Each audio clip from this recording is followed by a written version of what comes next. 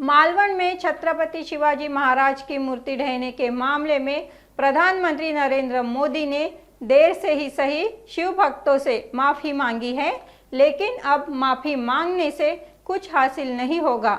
शिवराय के दरबार में गलती के लिए कोई क्षमा नहीं थी, सीधे कलम का फरमान निकाला जाता था। मोदी चाहे कितनी भी माफी मांग ले, अब जनता राज्य में भ्रष्टाचार सरकार सीधे तौर पर फंस जाएगी। ऐसी प्रतिक्रिया विधान परिषद में विपक्ष के नेता अंबादास दानवे ने दी है। पुन्हा एकदा महाराष्ट्र द्वेषाचंच काम करतात। या महाराष्ट्रातील कोळी बांधवांनी सातत्याने या वाढवण बंदरांना विरोध केलेला आहे।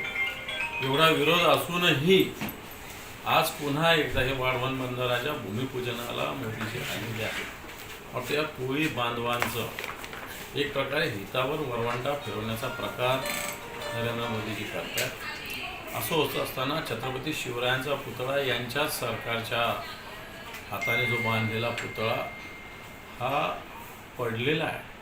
म्हटलं छत्रपती शिवरायांचा पुतळा याचा जर सगळे व्यवहार बघितले तर आधी वर्क ऑर्डर, नंतर टेंडर, 2,40,00,000 रुपये पुतळ्याला आणि यांचे हेलिकॉप्टर उतरायला 2.25 कोटी रुपये, असा नुसता भ्रष्टाचाराचा विळखा या ठिकाणी घातलेला होता।